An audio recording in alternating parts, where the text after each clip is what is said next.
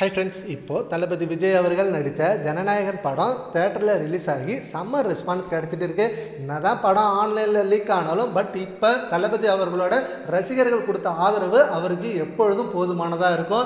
And இப்போ இந்த படத்துக்கு ஜேசன் சஞ்சய் போயிட்டு வந்தது தான் மிகப்பெரிய ஹைலைட் விஷயமா இருக்குது. அவரோட ஃப்ரெண்ட் சர்க்கிள் கூட தேட்டர் போயிட்டு ஃபஸ்ட் ஷோவை செம்மையாக செலிப்ரேட் பண்ணியிருக்காரு. இந்த நியூஸ் வெளில வராத அளவுக்கு அவர் ரகசியமாக போயிட்டு வந்திருக்காரு அப்படின்னு இந்த நியூஸை இப்போ ஷேர் பண்ணிட்டாங்க. செம்ம ஹாப்பியான விஷயமா இருக்குது. ஏன்னா ஜேசன் சஞ்சய் அவரோட அப்பா முதலமைச்சர் ஆனப்போ அந்த பதவியேற்பு விழாவுக்கு வந்து ஹாப்பியாக இருப்பாருன்னு ரொம்ப எதிர்பார்த்தாங்க. ஆனால் அவர் வரவே இல்லை. அவர் மட்டும் இல்லை, சங்கீதா அவர்களும் வரல.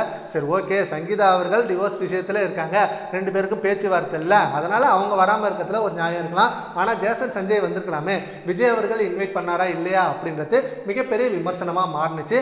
ஆனால் இப்போ அவரோட கடைசி படமான ஜனநாயகன் படம் தியேட்டரில் ரிலீஸ் ஆகியிருக்கு. கண்டிப்பாக வருவார் அப்படின்னு எதிர்பார்த்த நிலையில் அதே போல் வந்து செம்மையாக ரசித்து பார்த்துட்டு போயிருக்காரு.